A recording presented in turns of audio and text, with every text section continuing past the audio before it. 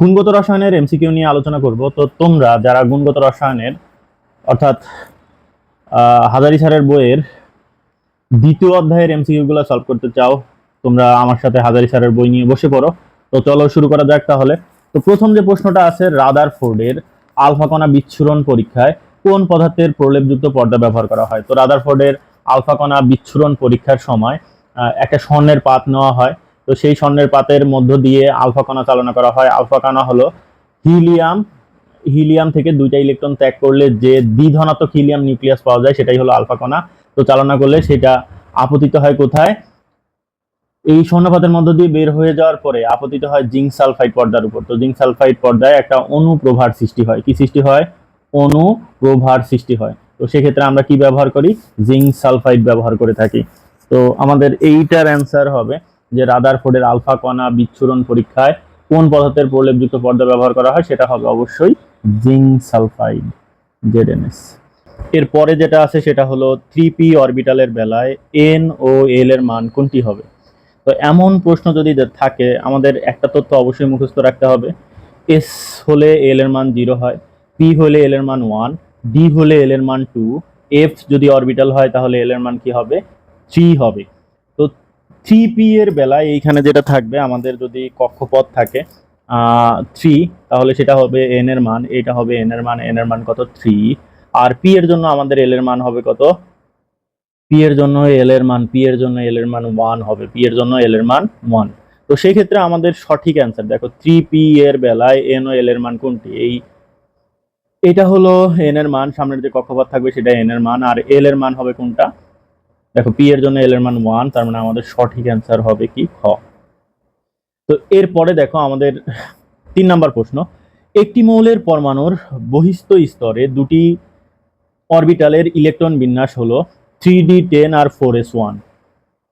এটা যদি হয় তাহলে পর্যায় সারণীতে মৌলটির অবস্থান কোনটি হবে?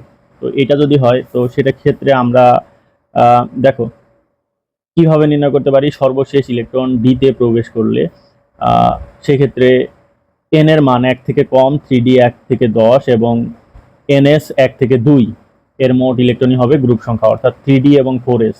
দেখো এই ক্ষেত্রে n এর মান 1 কম আর এখানে n এর মান 4s। তো সেক্ষেত্রে 3d এবং 4s এর টোটাল ইলেকট্রন সংখ্যাই হবে কি? গ্রুপ সংখ্যা। তো 3d এবং 4s এর টোটাল ইলেকট্রন আছে এখানে কয়টা? 11টা আছে। কয়টা আছে? 11টা। 10 আর 1, 11। তার মানে এখানে গ্রুপ হবে কত? আমার গ্রুপ হবে 11। আর সর্বশেষ কক্ষপথ হবে কি? পর্যায় হবে কি? 4। সর্বশেষ কক্ষপথ বা পর্যায় হবে কত? 4, কেননা ইলেকট্রনের সর্বশেষ কক্ষপথ কত? 4। তো সেক্ষেত্রে আমার যদি এইটার অ্যান্সার আমি দেখি, সেক্ষেত্রে কোনটি হবে? যে আমাদের চতুর্থ পর্যায় আর 11 হবে। চতুর্থ পর্যায় আর কি হবে? 11। তো এটাই হবে আমাদের কি সঠিক অ্যান্সার, চতুর্থ পর্যায় 11। আচ্ছা, এরপরে বিদ্যুৎ চুম্বকীয় বিকিরণের সর্বাধিক তরঙ্গ দৈর্ঘ্য পরিসর নিচের কোনটিতে? তো এখানে ইউভি রশ্মি আছে, এক্স রে আছে, তারপরে অবলোহিত রশ্মি আছে, টেলিভিশন তরঙ্গ দৈর্ঘ্য আছে। তো আমরা একটা ছন্দ দিয়ে এটা মাথায় রাখতে পারি, তোমরা তোমাদের খাতায় একটু লিখে রাখতে পারো।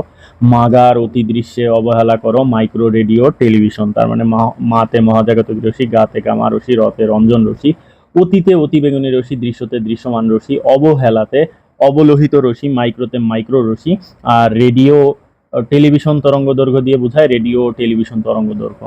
তো এইটা মনে রাখলে তোমাদের আশা করি একটা এমসিকিউ তোমরা কমন পাবা। তো দেখো, এইটার বাম থেকে যদি ডানে যাওয়া যায় সেক্ষেত্রে তরঙ্গ দৈর্ঘ্য বৃদ্ধি পায়। বাম থেকে ডানে গেলে তরঙ্গ দৈর্ঘ্য বৃদ্ধি পায় এবং কিন্তু শক্তি হ্রাস পায়। তো সেক্ষেত্রে মহাজাগতিক রশ্মির শক্তি সবচেয়ে বেশি, আর রেডিও টেলিভিশন তরঙ্গ দৈর্ঘ্যের শক্তি সবচেয়ে কম, কিন্তু তরঙ্গ দৈর্ঘ্য এর সর্বোচ্চ। এদিকে গেলে তরঙ্গ দৈর্ঘ্য বাড়ে, তার মানে রেডিও টেলিভিশনের তরঙ্গ দৈর্ঘ্য সবচেয়ে বেশি। তো আসো আমরা দেখি এখানে তরঙ্গ দৈর্ঘ্য কোনটা সর্বাধিক বলছে। ইউভি রশ্মি আছে, তারপরে আছে কি এক্স রে, অবলোহিত রশ্মি, টেলিভিশন তরঙ্গ দৈর্ঘ্য। তার মানে আমার এখানে রেডিও টেলিভিশন তরঙ্গ দৈর্ঘ্য আছে, এটাই হবে কি সঠিক অ্যান্সার। এই যে রেডিও টেলিভিশন তরঙ্গ দৈর্ঘ্যের তরঙ্গ দৈর্ঘ্য সবচেয়ে বেশি। এরপরে 5 নাম্বার, নিচের 4টি কোয়ান্টাম সংখ্যার মানের কোন সেটটি একটি ডি ইলেকট্রনের জন্য সঠিক? তো ডি এর জন্য এল এর মান 2 হয়। তো এইখানে দেখো তো ডি এর জন্য এটা আমাদের ক নাম্বার ছিল? খ নাম্বার ছিল। গ নাম্বার আর ঘ নাম্বার। তো এটা হলো ক, এটা হলো খ, এটা গ, আর এটা হলো আমাদের ঘ। তো সেই ক্ষেত্রে আমাদের দেখো যে ডি এর জন্য এল এর মান 2, আমাদের প্রথম যে মানগুলো আছে সেগুলো হলো এন এর মান, দ্বিতীয় যে মানগুলো আছে সেটা এল এর মান, তারপরে তৃতীয় যে মানগুলো আছে সেগুলো হলো এম এর মান, আর চতুর্থ যে মানগুলো আছে সেগুলো এস এর মান। তো সেই ক্ষেত্রে দেখা যায় আমার ক অপশনে এল এর মান 2 নাই, তার মানে এইটা হবে না, এল এর মান 2 হলেই তো ডি হবে। খ অপশনে এল এর মান 2 আছে, 2 আছে, কিন্তু তাতে কোনো ইলেকট্রন নাই, এখানে জিরো আছে, তার মানে একটা ইলেকট্রনের জন্য যেহেতু বলছে, সেক্ষেত্রে আমার ইলেকট্রন যেহেতু নাই, এই অপশনটাও আমাদের হবে না। তারপরে এল এর মান 3 আছে, 3 হলে তো এফ অরবিটাল হয়, এটাও হবে না।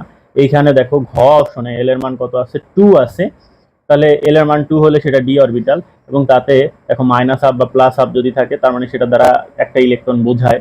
তো সেক্ষেত্রে এখানে মাইনাস আপ আছে, তার মানে এইটা আমাদের সঠিক অ্যান্সার। অতএব এটিই হবে আমাদের সঠিক অ্যান্সার। নিচের 4টি কোয়ান্টাম সংখ্যার মানের কোন সেটটি অবাস্তব, এরকম একটা প্রশ্ন আছে। তো সেক্ষেত্রে আমরা একটু জেনে নেব। এল সমান আমাদের সূত্র 0 থেকে n-1 পর্যন্ত, আর এম এর মান -l হতে 0 হয়ে +l পর্যন্ত। এল এর সূত্রটা কি, 0 থেকে n-1 পর্যন্ত, মানে এল এর মান এন এর যা মান হবে তার থেকে এক কম থাকতে হবে। তো সেই ক্ষেত্রে আমরা যদি দেখি, এন এর মান 3 হইলে এল এর মান 2, এটা সঠিক। এন এর মান 4 হইলে সেক্ষেত্রে 0 থেকে শুরু হয়, 0 থেকে এক কম হবে, তার মানে 0, এটাও সঠিক। তারপরে এন এর মান 3 হইলে এল এর মান কত হবে, 0 থেকে এক কম, অর্থাৎ 0, 1, 2 পর্যন্ত হবে, 0, 1, 2 পর্যন্ত হবে, তার মানে এটাও সঠিক। এন এর মান 5 হইলে 0 থেকে এক কম, মানে 0 থেকে এক কম পর্যন্ত, অর্থাৎ 0, 1, 2, 3, 4 পর্যন্ত হবে, তার মানে আমার এল এর মান সবগুলোতেই সঠিক দেওয়া আছে। তো এম এর মানের বেলায় কি হবে, এল এর মান যা হবে, এম এর মান হবে -l থেকে 0 হয়ে +l পর্যন্ত হবে। তো সেক্ষেত্রে আমাদের এম এর মান, এল এর মান যদি 2 হয়, এম এর মান হবে -2, -2, -1, 0, +1, +2 পর্যন্ত হবে, তার মানে এখানে -2 আছে, এটা সঠিক। তো এল এর মান 0 হইলে এম এর মান কি হবে, 0ই হবে, তো এটাও সঠিক। এল এর মান যদি 2 হয়, এম এর মান কি হবে, -2, -1, 0, +1, +2 পর্যন্ত হবে, তো এম এর মান কখনো -3 হওয়া পসিবল না, তার মানে এটাই হবে কি আমাদের ভুল। আমাদের এটা ছিল ক নাম্বার, এটা ছিল খ, এটা ছিল গ, আর এটা ছিল হলো ঘ। তার মানে আমাদের গতেই ভুল আছে। সেটা কোথায়, এল সমান 2 হলে এম এর মান কখনো -3 হতে পারে না, এটা হলো সঠিক অ্যান্সার। এটাই অবাস্তব। কোনটি এখানে এন এর আইসোটোপে নিউট্রন সংখ্যা কতটি, এই দুইটার পার্থক্য করলে যা হবে সেটাই হবে নিউট্রন সংখ্যা। তো বিয়োগ করলে দেখা যায় 8 হয়, তাহলে সেক্ষেত্রে এটাই হবে এর নিউট্রন সংখ্যা। মস্তিষ্কের টিউমার শনাক্তকরণে সর্বাধিক ব্যবহৃত হয় কোনটি, সর্বাধিক ব্যবহৃত হয় হলো এমআরআই। কোনটা ব্যবহৃত হয়, এমআরআই। এখানে কয়েকটা অপশন আছে, যেমন ধরো আইআর আছে, আইআর ও শিশুর মস্তিষ্কের ক্ষত নির্ণয়ে ব্যবহার করা হয়, জৈব যৌগের কার্যকরী মূলক শনাক্তকরণে ব্যবহার করা হয়, মস্তিষ্কের রক্তে কতটুকু অক্সিজেন শোষিত আছে তা নির্ণয়ে কি করা হয়, আইআর রশ্মি ব্যবহার করা হয়, ইউভি রশ্মি জাল টাকা শনাক্তকরণে বা জাল পাসপোর্ট শনাক্তকরণে ব্যবহার করা হয়। ইউভি রশ্মির বেলায় তরঙ্গ দৈর্ঘ্য ইউজ হয় 230 থেকে 375 ন্যানোমিটার, এটা একটু মনে রাখবো। তো আসল টাকার মধ্যে দিয়ে চালানো করলে দৃশ্যমান আলোর প্রতিপ্রভা সৃষ্টি হয়।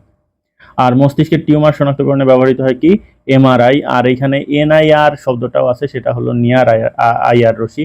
নিয়ার আইআর রশ্মি শিশুর মস্তিষ্কের ক্ষত নির্ণয়ে ও মস্তিষ্কের রক্তে কতটুকু অক্সিজেন শোষিত আছে তা নির্ণয়ে এটা ব্যবহার করা হয়ে থাকে। তো সেক্ষেত্রে আমাদের মস্তিষ্কের টিউমার শনাক্তকরণে ব্যবহৃত হয় কি, আইআর তো ব্যবহৃত হবে না।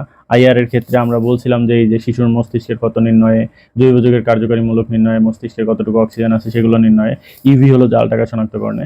আর এই যে আইআর রশ্মি, এমআরআই মস্তিষ্কের টিউমার শনাক্তকরণে কি করা হয়, ব্যবহার করা হয়। এমআরআই মস্তিষ্কের টিউমার শনাক্তকরণে ব্যবহার করা হয়। জাল টাকা শনাক্তকরণে কোনটি ব্যবহার করা হয়, ইউভি রশ্মি।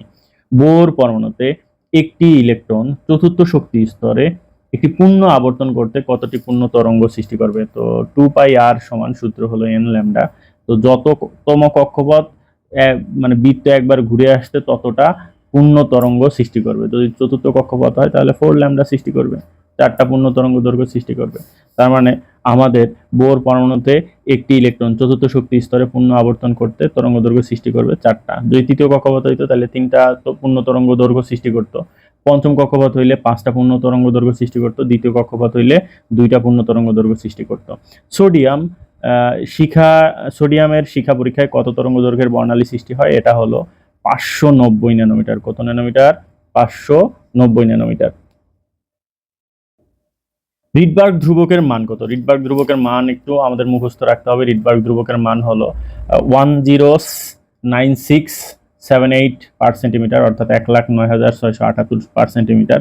তো সেন্টিমিটারকে যদি আমরা দশমিকে আনি সেটা হবে 1.097 ইন্টু 10⁻7 পার সেন্টিমিটার।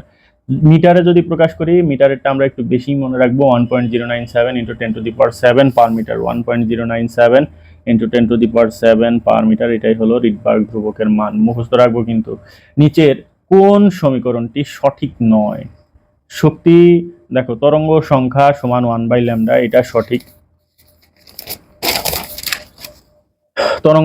তরঙ্গ সংখ্যা সমান হল নিউ আর সমান 1/λ, এটা সঠিক। কম্পাঙ্ক নিউ সমান c/λ, এটাও সঠিক। আর ডেলি সমান h নিউ, এটা সঠিক, এটাও সঠিক। কিন্তু শক্তি কখনো তরঙ্গ দৈর্ঘ্যের সমান হয় না। শক্তি আর তরঙ্গ দৈর্ঘ্য পরস্পরের কি ব্যস্তানুপাতিক। তার মানে এইটা আমাদের ভুল, সঠিক নয়। প্লাঙ্কের ধ্রুবকের মান কত? 6.626 ইন্টু 10⁻34 জুল সেকেন্ড। এটা মুখস্থ রাখতে হবে, মনে রাখবো আমরা। আচ্ছা, তারপরের পৃষ্ঠাতে যাই। বোর ব্যাসার্ধের মান কত? তো বোর ব্যাসার্ধের মান হলো 5.29 ইন্টু 10⁻11। এইটা মুখস্থ রাখবো, মানে এটা বোর ব্যাসার্ধের মান। সেক্ষেত্রে এইটা হবে অ্যান্সার। এরপরে আছে কম্পোজিট বা যৌগিক কণিকা কোনটা? আলফা কণা ও ডিউটেরন কণা হলো কম্পোজিট কণিকা। তো ডিউটেরন কণাটা একটু মনে রাখবো, ডিউটেরন কণা। ঠিক আছে। নিচের কোন জোড়া আইসোবার? আইসোবার মানে ভর সংখ্যা সমান থাকবে। দেখো, উপরে থাকে ভর সংখ্যা, এইটারই ভর সংখ্যা উপরে সমান, এইটারই ভর সংখ্যা উপরের সমান, তার মানে এইটাই হবে কি বলো? আইসোবার। আইসোটোন কোনটা? দেখো, উপরে ভর সংখ্যা সমান, এটা আইসোবার। নিচে প্রোটন সংখ্যা সমান, এই জন্য এটা আইসোটোপ। আর এই যে উপরে ভর সংখ্যা সমান, এটা আইসোবার। কিন্তু এই ক্ষেত্রে দেখো ভিন্নতা আছে, যে 14 আর 6 এর পার্থক্য কত? 8 হবে। আবার 16 আর 8 এর পার্থক্য কত হবে? 8 হবে। তার মানে দুইটারই নিউটন সংখ্যা সমান। এটা হলো সঠিক অ্যান্সার। নিচের কোনটি ডি ব্রগলি সমীকরণ নামে পরিচিত? এটা হলো শক্তির সমীকরণ, এটা হলো আলোর বেগের সমীকরণ, এটা হলো তরঙ্গ সংখ্যার সমীকরণ 1/λ। কিন্তু ল্যামডা সমান h/mv, মানে তরঙ্গ দৈর্ঘ্য সমান কি h/mv হলো ডি ব্রগলি সমীকরণ, একটু মনে রাখবো। কৌণিক ভরবেগের সমীকরণ কোনটি? mvr সমান n ইন্টু h/, এটা তো সবারই মনে থাকে। কোন নীতির ভিত্তিতে মূলত অরবিটাল সমূহে ইলেকট্রন বিন্যস্ত হয়? পরমাণুর অরবিটাল সমূহে ইলেকট্রন প্রবেশের সময় সর্বনিম্ন শক্তির অরবিটালে আগে ইলেকট্রন প্রবেশ করে, তারপর ক্রমান্বয়ে উচ্চ শক্তির অরবিটালে ইলেকট্রন প্রবেশ করতে থাকে। এটাই হলো আউফবাউন্ড নীতি। তো আউফবাউন্ড নীতি অনুযায়ী পরমাণুর অরবিটালগুলোতে কি হয়? ইলেকট্রনগুলো প্রবেশ করে। তার মানে এইটা হবে সঠিক অ্যান্সার। মৌলের যে কোনো উপশক্তি স্তরে ইলেকট্রন ধারণ ক্ষমতা নির্ণয়ের সূত্র কিন্তু সেটা হলো 2 × 12 + 1। আচ্ছা, 2 × 12 + 1। ওকে।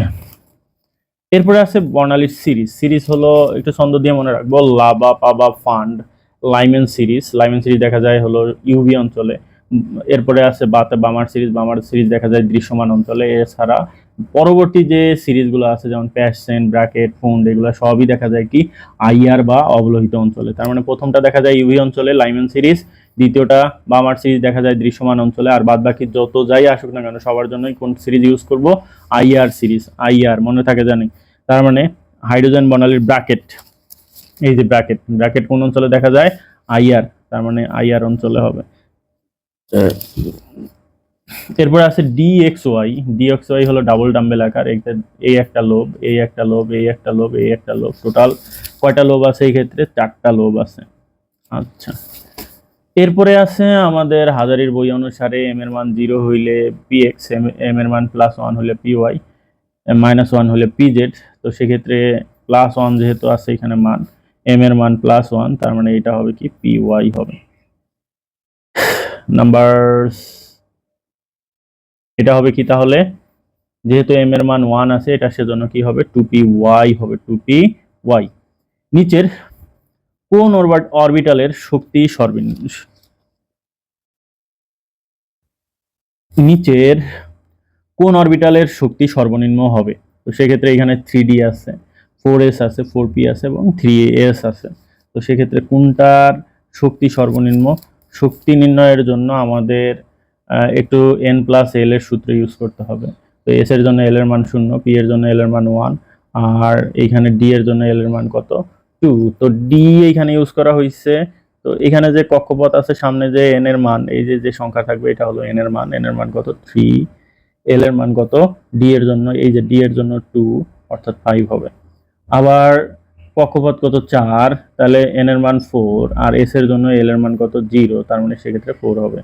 আবার পরবর্তীটায় দেখো, এন এর মান কত আছে? 4, আর পি এর জন্য এল এর মান 1, তার মানে এটার কত হবে? 5। আবার 3s এর জন্য 3 হবে, এস এর জন্য 0, তার মানে এখানে 3, তার মানে 3s এর শক্তিটাই সর্বনিম্ন হবে। 3s এর ক্ষেত্রে n+l এর মান সবচেয়ে কম, সেক্ষেত্রে 3s হবে সঠিক অ্যান্সার।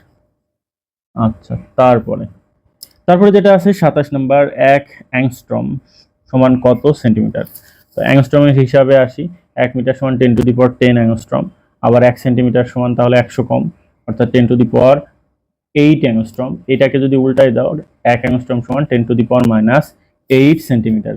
এটা হবে আমাদের সঠিক অ্যান্সার, 10⁻8 সেন্টিমিটার। তো তৃতীয় শক্তি স্তরের জন্য এমভিআর এর মান নিচের কোনটি? তৃতীয় শক্তি স্তরের জন্য এমভিআর সমান n/h/2 পাই। সেই ক্ষেত্রে এখানে যদি তৃতীয় শক্তি স্তর আমরা ইউজ করি, তাহলে n এর মান এখানে 3 বসাইলে 3h/2 হবে। তার মানে এটা হবে আমাদের 3h/2, এটা সঠিক অ্যান্সার। এরপরে একটা অঙ্ক আছে 28 নম্বর অঙ্ক আমরা মিসিং করেই গেছি। বামার সিরিজের n2 সমান 3 হলে তরঙ্গ দৈর্ঘ্য কত হবে? তো বামার সিরিজের বেলায় ইলেকট্রন ফিরে আসে হলো দ্বিতীয় কক্ষপথে। তো এক্ষেত্রে সর্বনিম্ন কক্ষপথ হয় 2, তাই n1 এর মান হবে 2। আর ইলেকট্রন ফিরে আসছে যেহেতু তৃতীয় কক্ষপথ থেকে, তো সেক্ষেত্রে n2 এর মান 3 হবে। তো সেক্ষেত্রে আমরা 1/λ সমান rh/z² 1/n1² মাইনাস 1/n2² এই সূত্রে যদি মানটা বসাই, rh এর মান আমরা জানি 1.097 × 10⁻7, z এর মান 1², এই ক্ষেত্রে n1 এর মান 2, 2², n2 এর মান 3, 3² বসানোর পরে 1.524 × 10⁶ পার মিটার হবে একটা মান। ঠিক আছে, তো এই মানটাকেই যদি আমরা ল্যামডা বের করার কাজে ব্যবহার করি, এই যে দেখো ল্যামডা সমান 1 এত বসানোর পরে এখানে যে মানটা আসে সেটা হলো 6.56 × 10⁻5 সেন্টিমিটার। এইটা হলো আমাদের সঠিক অ্যান্সার। মানে এটা আমরা কি হিসেবে বের করছি? প্রথমে মিটারে বের করছি, মিটারে 100 দ্বারা গুণ করে সেন্টিমিটারে বের করে। তো আমাদের সেন্টিমিটারের সাথে দেখো যদি মিলে যায় 6.56, 6.56, এখানে 6.57 আছে, তার মানে এটা হলো আমাদের সঠিক অ্যান্সার। আচ্ছা, কোন মতবাদ কোন মতবাদে পরমাণুকে সৌরজগতের সাথে তুলনা করা হয়েছে? এটা হলো রাদারফোর্ডের পরমাণু মডেল। ওকে, এটা একটু মনে রেখো।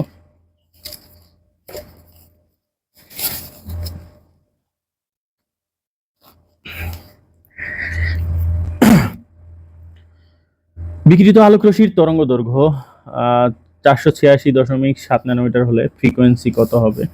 তো সেক্ষেত্রে আমরা যদি ল্যামডা এর মান দেখি কত, সেক্ষেত্রে আছে 486.7 ন্যানোমিটার আছে। তো এটাকে 10⁹ দ্বারা গুণ করলে কি হবে? মিটার হবে। আগে মিটার বানাই নিতে হবে, এরপরে কম্পাঙ্ক নিউ সমান c/λ।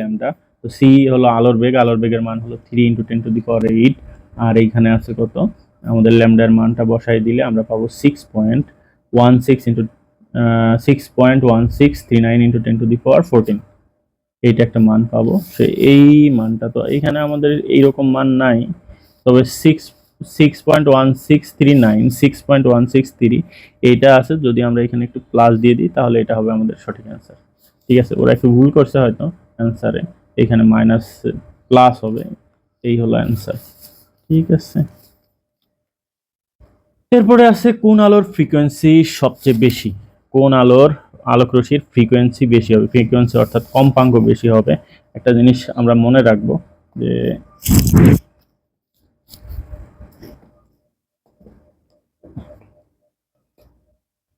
মানে এই দিকে গেলে, বাম থেকে ডানে গেলে শক্তি তো হ্রাস পাবে, তরঙ্গ সংখ্যাও হ্রাস পাবে, তরঙ্গ সংখ্যা হ্রাস, আবার কম্পাঙ্ক বা ফ্রিকোয়েন্সিও হ্রাস পাবে, কম্পাঙ্ক হ্রাস। তার মানে এই দিক থেকে যত এদিকে যাবে কম্পাঙ্ক বা ফ্রিকোয়েন্সি হ্রাস পাবে। তো সবচেয়ে কম কম্পাঙ্ক হলো রেডিও টেলিভিশন, আর সবচেয়ে বেশি হলো কার? মহাজাগতিক। দ্বিতীয় স্থানে আছে গামা রশ্মি, তৃতীয় স্থানে আছে রঞ্জন রশ্মি, মানে চতুর্থ স্থানে আছে হলো ইউভি রশ্মি। তো এইখানে আমাদের বলছে কোন আলোক রশ্মির ফ্রিকোয়েন্সি বেশি। তো এক্স রে আছে, মানে দেখো আমাদের এখানে গামা রশ্মি কিন্তু নাই, গামা রশ্মি নাই। রেডিও ওয়েভ আছে, রেডিও ওয়েভের তরঙ্গ সংখ্যা বা কম্পাঙ্ক এগুলো কম হবে, তো এটা বাদ। তারপরে আছে কোনটা? আইআর রশ্মি আছে, আইআর রশ্মিও কম, ইউভি রশ্মিরও কম, কিন্তু রঞ্জন রশ্মি বা এক্স রে রশ্মি এটা তৃতীয় অবস্থানে আছে। এই কারণে এইটার ফ্রিকোয়েন্সি কি হবে? বেশি হবে, এক্স রে। আচ্ছা, অসীম দূরত্ব থেকে ইলেকট্রনটি তৃতীয় শেলে স্থানান্তরিত হলে, যদি দেখো এই যে প্রথমে আসলে লাইম্যান, দ্বিতীয়তে আসলে বামার, তৃতীয়তে আসলে কি? প্যাসচেন। তার মানে তৃতীয়তে ফিরে আসলে কি পাবো আমরা? প্যাসচেন সিরিজ পাবো। এইটা হলো আমাদের প্যাসচেন সিরিজ অ্যান্সার। ইলেকট্রন বিন্যাসের সাধারণ নিয়মের ব্যতিক্রম দেখায় কে? ক্রোমিয়াম। কে দেখাবে? Chromium, copper. কয়েকটা মৌল দেখায়, যেমন ধরো ক্রোমিয়াম, কপার, সিলভার, মলিবডেনাম, এরা সাধারণত ইলেকট্রন বিন্যাসের সাধারণ নিয়মের ব্যতিক্রম দেখায়। কারণ 4s-এ দুইটা ইলেকট্রন থাকার কথা, কিন্তু না, 3d বা এই যে ইসের 3d, কপারের 3d, মানে ক্রোমিয়ামের 3d বা কপারের 3d পূর্ণ, মানে অর্ধপূর্ণ বা পূর্ণ করার জন্য 4s থেকে একটা ইলেকট্রন এখানে ঢুকে এদেরকে কি করে দেয়? অর্ধপূর্ণ বা পূর্ণ করে এবং সুস্থিতিশীল বানায়। এজন্য ক্রোমিয়াম, কপার, সিলভার, মলিবডেনাম এদের ইলেকট্রন বিন্যাসে কি দেখা যায় বলো? ব্যতিক্রম দেখা যায়। তার মানে এটা হবে আমাদের ক্রোমিয়াম।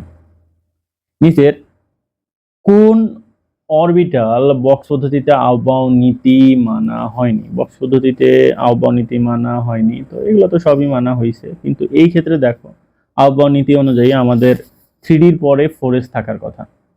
তো 3ডির পরে তো 4s থাকবে, ইলেকট্রন বিন্যাস করার সময় 3ডির পরে 4s রাখবো, কিন্তু ইলেকট্রন আগে ঢোকে কোথায়? 3ডিতে, তারপর কোথায়?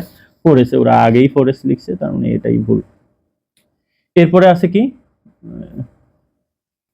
এম, এটাই ভুল বলতে আহ্বায়ক নীতি মানা হয়নি, এটাই সঠিক। এরপরে দেখো M3+ আয়নে 23টা ইলেকট্রন থাকলে, মানে 3টা ইলেকট্রন চলে গেছে, আর সাধারণ এম বা স্বাভাবিক এম এর ইলেকট্রন সংখ্যা কত? তো তাহলে এম এর ইলেকট্রন হবে কত? 26টা। মানে ফিরে আসবে ইলেকট্রন, যদি 3টা ইলেকট্রন ফিরে আনা হয়, তার মানে 26টা ইলেকট্রন হবে। এটা হবে সঠিক অ্যান্সার, 26। ক্রোমিয়াম পরমাণুতে বিজোড় কয়টি বিজোড় ইলেকট্রন বা অযুগ্ম ইলেকট্রন আছে?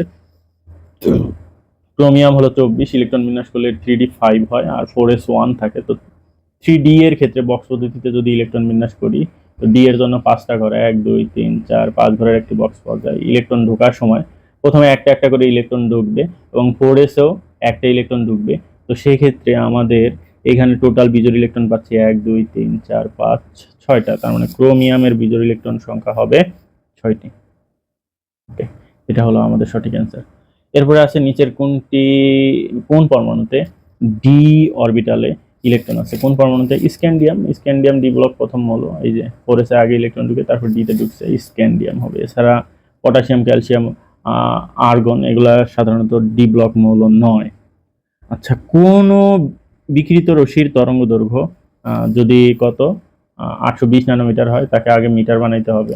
শক্তি বের করতে বলছে, শক্তি E সমান h nu. H R new এর সূত্র হলো সি বাই ল্যামডা। তো সি বাই ল্যামডাতে যদি আমি বসাই এখানে, এইচ এর মান হলো, এইচ এর মান 6.626 into 10 to the power minus 34, আর আলোর বেগ 3 into 10 to the power 8। Lambda এর মান এখানে কত আছে? 820 ইন্টু 10 টু দি পাওয়ার 9, তো সেটা এখানে বসাই দিলাম। তো এখানে আমাদের মান আসে 2.424 into 10 to the power minus 19 joule. তার মানে 2.424 into 10 to the power minus 19 joule. এইটা হবে আমাদের সঠিক অ্যান্সার। কোন অরবিটালের ইলেকট্রন ঘনত্ব সর্বাধিক, যার আকার ছোট? এখানে 1s এর আকার সবচেয়ে ছোট, 2s 3s বা 2p থেকে, তার মানে এটার ইলেকট্রন ঘনত্ব সর্বাধিক। ট্রাফিক সিগন্যালের লাল আলোর তরঙ্গ দৈর্ঘ্য 665 ন্যানোমিটার হলে সংশ্লিষ্ট ফোটনের শক্তি কত? এটাও সেম প্রসেসে যদি আমরা করি তাহলে আমাদের অ্যান্সার চলে আসবে। তো সেক্ষেত্রে আসলে দেখি আমরা পারি কিনা। তো এখানে ল্যামডা এর মান কত, 665 ন্যানোমিটার আছে, 665 ন্যানোমিটারকে আগে মিটার বানাইতে হবে। এরপরে ই সমান h nu, h into c by lambda, এখানে বসাইলে 6.626 ইন্টু 10⁻⁴, তো ইন্টু সি এর মান বসাই দিলাম, আর ল্যামডা এর মান বসাইলে 2.98 ইন্টু 10⁻⁹ জুল আসবে, 2.98 ইন্টু 10⁻⁹ জুল, এইটা হবে সঠিক অ্যান্সার। 3D অরবিটালের জন্য এম এর মান নিচের কোন সেটটি হবে? 3D, ডি এর মান দেখো, ডি এর জন্য এল এর মান কত, 2, আর 2 হলে এম এর মান কি কি হবে? এম এর মান হবে -2, -1, 0, +1, +2। তো সেই ক্ষেত্রে আমাদের সঠিক অ্যান্সার কোনটা হবে? অবশ্যই এই যে এম এর মান হবে -2, -1, 0, +1, +2। আচ্ছা, সমীকরণটিতে লাইম্যান সিরিজের জন্য n1 এর মান কত? লাইম্যান মানে কি? ইলেকট্রন ফিরে আসে কোথায়? প্রথম কক্ষপথে। প্রথম কক্ষপথে যদি ফিরে আসে তাহলে n1 এর মান হবে কত? 1। n1 এর মান কত হবে? n1 এর মান হবে, এই n1 এর মান হবে 1। পরমাণুতে কোন দুটি কণিকা পরস্পর সমান থাকে? ইলেকট্রন ও প্রোটন সমান থাকে। ইলেকট্রন ও প্রোটন সমান থাকে, একটু মাথায় রেখো। ওকে, এরপরে আছে উচ্চ শক্তির অরবিটাল নিচের কোনটি? তো আমরা n+l এর মান বের করব। n+l এর মান যদি বের করলে দেখা যায় যে আমাদের 4f এর ক্ষেত্রে আসে কত? 4 এর জন্য মানে এই যে 4, n এর মান 4, আর f এর জন্য l এর মান 3, তো এটা আসবে কত? 7 আসবে। তারপরটা আসবে 5, মানে 5s এর জন্য 5 আসবে, মানে এই 5 এর জন্য 5, আর s এর জন্য l এর মান 0। তারপরটায় 5 আর +1, তার মানে 6 আসবে। তারপরটায় কত আসবে? 6। তো এই ক্ষেত্রে আমার কিসের মান বেশি? n+l এর মান বেশি, তার মানে 4f এর শক্তি সবচেয়ে বেশি। উচ্চ শক্তির অরবিটাল নিচের কোনটি? 4f। পি অরবিটালের আকৃতি কোনটি? এস অরবিটাল হলো গোলাকার বা বৃত্তাকার, পি অরবিটাল ডাম্বেলাকার, আর ডি অরবিটালের আকৃতি হলো ডাবল ডাম্বেলাকার। এটা একটু মাথায় রাখবো। নিচের পারমাণবিক সংখ্যাযুক্ত মৌলের কোনটি পি ব্লকভুক্ত? কোনটি পি ব্লকভুক্ত? তো এইরকম একটা প্রশ্ন আসছে, তো সেক্ষেত্রে পি ব্লকভুক্ত মৌল, যেমন ইলেকট্রন বিন্যাস করলেই আমরা পেয়ে যাব পি ব্লকভুক্ত কে। এটা হলো লিথিয়াম, লিথিয়াম তো এস ব্লক। তারপরে সোডিয়াম, এটা সোডিয়ামও কি এস ব্লক। তারপরে এইটা হলো আর্সেনিক, আর্সেনিক অবশ্যই পি ব্লক মৌল। ঠিক আছে, ইলেকট্রন বিন্যাস করলে আশা করি আমরা এটার অ্যান্সার খুঁজে পাবো। আচ্ছা, 47 গেল। আর একটু দেখি, দরকার হলে আমরা একটু দেখে নিই যে আসলে কি পি ব্লক কিনা। এই যে আর্সেনিক, এই যে আর্সেনিক 33, অবশ্যই এটা কি পি ব্লক মৌল। এইখানে যে মৌলগুলো আছে গোলাপি পিঙ্ক কালারের যে মৌলগুলো আছে সবই কি বলো? P block. ওকে,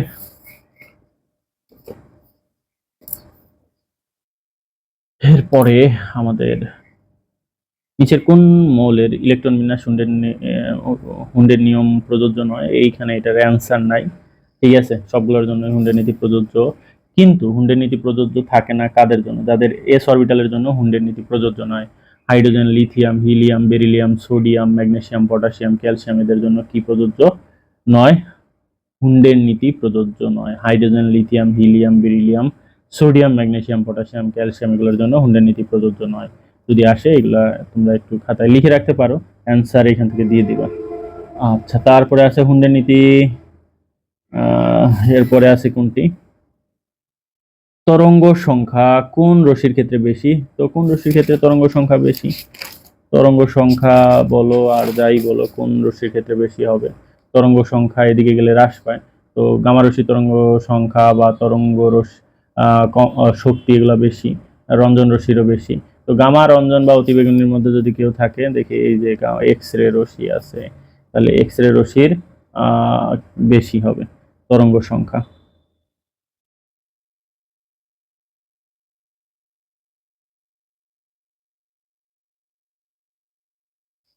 আচ্ছা, নাম্বার 50, নিচের কোন মৌলের ইলেকট্রন বিন্যাস সাধারণ নিয়মের ব্যতিক্রম ঘটে? অবশ্যই সিলভার। আইসোটোনের উদাহরণ কোনটি? উদাহরণ হলো এগুলা, উপরে মিল আছে আইসোবার, উপরে মিল আছে আইসোবার, এটাও আইসোবার, তার মানে এটা হলো আইসোটোন। আচ্ছা, নিচের কোন আয়নটি অধিক সুস্থিতিশীল হবে? ইলেকট্রন দ্বারা অর্ধপূর্ণ বা পূর্ণ অরবিটাল অধিক সুস্থিতিশীল হয়। তো আসো আমরা একটু দেখি যে সুস্থিত সবচেয়ে বেশি সুস্থিতি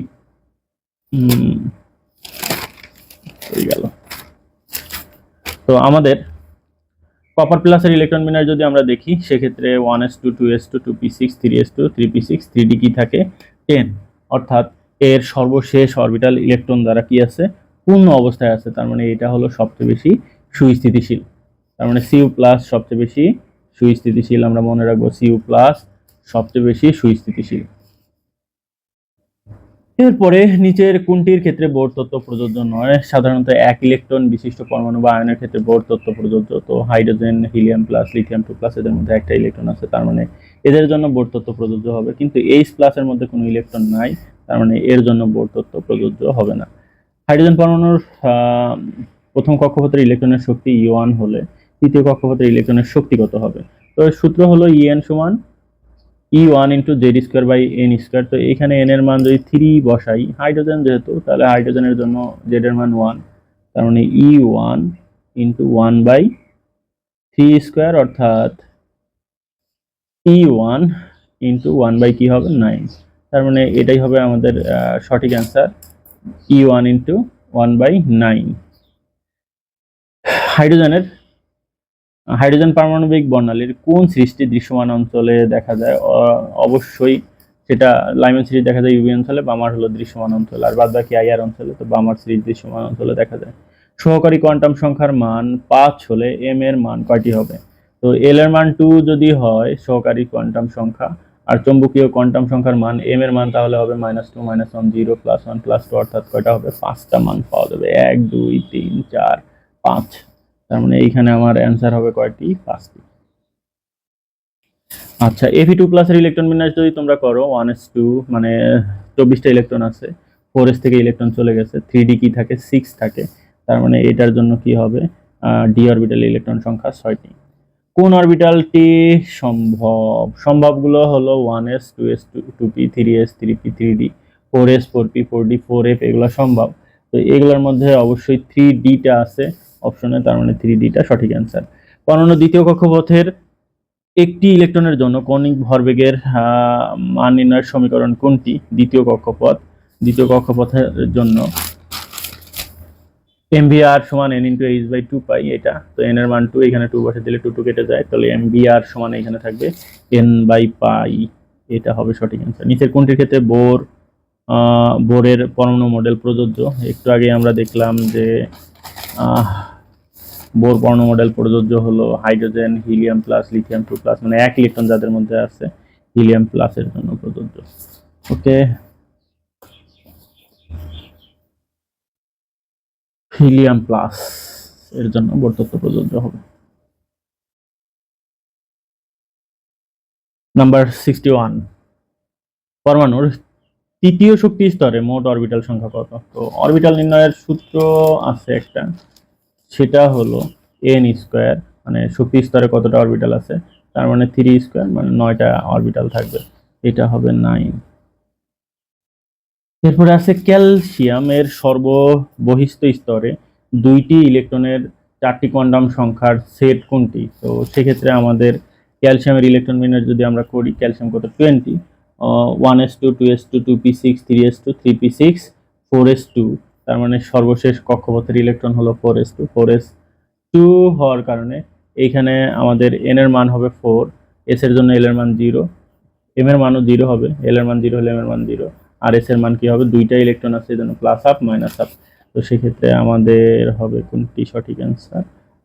প্রথমটাই সঠিক অ্যান্সার, কেননা দেখো মিলাই দেখো, l এর মান 0, m এর মান 0, l এর মান 0, m এর মান 0, s এর মান প্লাস আপ মাইনাস আপ দুইটাই আছে। এরপরে আছে কপারের সর্ববহিস্থ স্তরের 4s1 এর কোয়ান্টাম সংখ্যার মান কোনটি?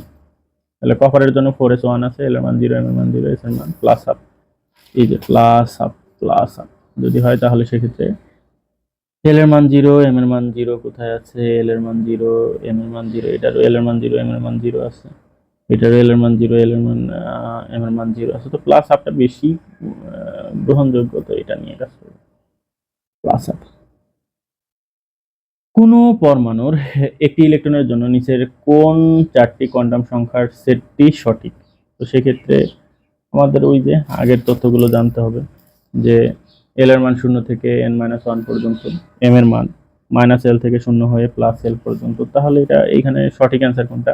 এন সমান 3 হলে 0 1 2 পর্যন্ত হয়, মানে 1 কম, তার মানে এটা সঠিক। এল এর মান 1 হইলে 1 কম হবে, মানে এটাই ভুল, মানে 0 হবে শুধু, এখানে এটাই ভুল, তার মানে এটাই ঠিক নয়। পরমাণুর একটি ইলেকট্রনের জন্য নিচের কোন 4টি কোয়ান্টাম সংখ্যার সেট সঠিক? তার মানে এটা তো ভুল, ভুল গেল, ঠিক আছে। এরপরে এন সমান 2 হলে এন এর মান 0 1, তার মানে 1 আছে, ঠিক হবে। এল এর মান, এন এর মান 2 হলে এল এর মান কত বলো? 0 1, এটাও সঠিক। তো এল এর মান 2 হলে এম এর মান হবে -1, এখানে হবে কত কত? -1, মানে 0 প্লাস মাইনাস এল থেকে 0 হয়ে প্লাস এল পর্যন্ত, এখানে হবে -1 0 +1, অর্থাৎ 2 এখানে হবে না, এটা ভুল। তো এটা তো আগে থেকেই ভুল, এটা আর আসলাম না। তো এল এর মান 1 হলে এম এর মান হবে -1 0 +1, তো 0 যেহেতু আছে এটা সঠিক, তার মানে আমাদের গ নাম্বার প্রশ্নের অ্যান্সারটা সঠিক। ওকে, তো এখানে অ্যান্সার, সঠিক অ্যান্সার হবে গ। উপশক্তি স্তরে ইলেকট্রন ধারণ ক্ষমতার সূত্র 2 × 12 + 1। নিচের কোন নিয়মের সাহায্যে একটি উপশক্তি স্তরে মোট ইলেকট্রন ধারণ ক্ষমতা গণনা করা যায়? 2 × 12 + 1, এটা মনে রাখবো। মৌলের পরমাণুর কোনটিতে সর্বোচ্চ 6টা ইলেকট্রন থাকতে পারে? আমরা তো জানি পি অরবিটালে সর্বোচ্চ 6টা ইলেকট্রন থাকতে পারে। নিচের কোনটির ইলেকট্রন বিন্যাস Al3+ আয়নের মতো? Al3+ ইলেকট্রন আছে 10টা, মানে 13টা ইলেকট্রন ছিল, 3টা গায়েব হয়ে গেছে, তার মানে 10টা, ত্যাগ করছে 3টা। আর F- এর মধ্যে F এ ইলেকট্রন থাকে 9টা, আর একটা ইলেকট্রন আসলো, এই জন্য F- 10টা ইলেকট্রন আছে, এটা সঠিক। কপারের 29তম ইলেকট্রনটি কোথায়, কোন অরবিটালে প্রবেশ করে? 29তম ইলেকট্রন অবশ্যই 3D তে প্রবেশ করবে, 4s এ না গিয়ে 3D তে প্রবেশ করে। 3D তে প্রবেশ করবে, আচ্ছা। নিচের কোন সেটটির শক্তির ক্রম অনুসারে আহ্বান নীতি মনে চলে? আহ্বান নীতি মানার জন্য আমাদের নিয়মটা ছিল হলো 5s এর জন্য n এর মান 5, l এর মান 0, 5 হবে। 4d এর জন্য n এর মান 4, l এর মান 2, তো বসাইলে 6 হয়, তাহলে এর থেকে 5s থেকে 4d এর শক্তি বেশি। 5p এর বেলায় এখানে আমাদের মান আসে হলো কত? 6। সেক্ষেত্রে n এর মান বেশি হওয়ার কারণে 5p এর শক্তিটা কি বলতো? বেশি। তো এইটার ক্রমটা যদি একটু উল্টা থাকতো, 5s কম, 4d এর বেশি, 5p এর আরো বেশি, তার মানে এটা সঠিক হইতো। বইতে এটা ভুল আছে, একটু যদি তোমরা ঠিক করে নাও তাহলে এটা ঠিক হয়। এরপরে 71 নাম্বার, আহ্বান নীতি অনুসারে নিচের কোন ক্রমটি সঠিক? এটা আগের মতোই দেখো, এরকম 5s এর জায়গায় আছে কি 4s আছে, মানে একটা একটা কম আছে, এইটা হলো আমাদের সঠিক অ্যান্সার।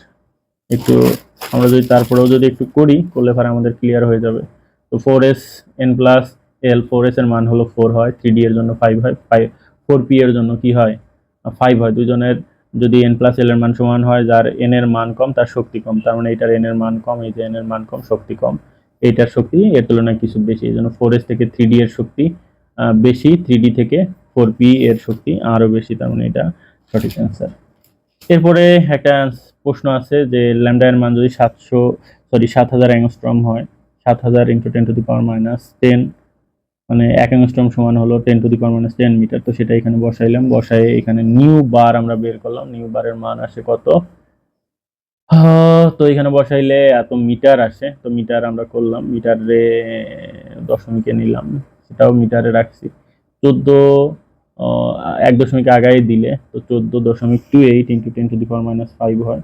তো আমার এরকম অপশন অ্যান্সারে নাই, তো 14.28 এর সাথে যদি আমি পার সেন্টিমিটার বানাইতে চাই 10⁻2 দ্বারা গুণ করলে এখানে এটা 14.28 × 10⁻3 পার সেন্টিমিটার হবে, তার মানে এটা হবে আমাদের সঠিক অ্যান্সার। ওকে, জাল পাসপোর্ট শনাক্তকরণে কোনটি ব্যবহার করা হয়? অবশ্যই ইউভি রশ্মি ব্যবহার করা হবে, জাল পাসপোর্ট শনাক্তকরণে ইউভি রশ্মি ব্যবহার করা হয়ে থাকে। এরপরে আছে জাল টাকা শনাক্তকরণে কোনটি ব্যবহৃত হয়? অবশ্যই অতিবেগুনি রশ্মি বা ইউভি রশ্মি। নিচের কোনটি এনএমআর সক্রিয় পরমাণু? অবশ্যই এনএমআর সক্রিয় পরমাণু হলো বিজোড় প্রোটন বা নিউট্রন বিশিষ্ট হয়, যেমন hydrogen, fluorine, carbon 13 isotope, carbon 12 isotope না কিন্তু কার্বন 13 আইসোটোপ, এগুলো সাধারণত কি বলো? এনএমআর সক্রিয় পরমাণু, যা এমআরআই তৈরিতে ব্যবহার করা হয়। এমআরআই এর পূর্ণরূপ কি?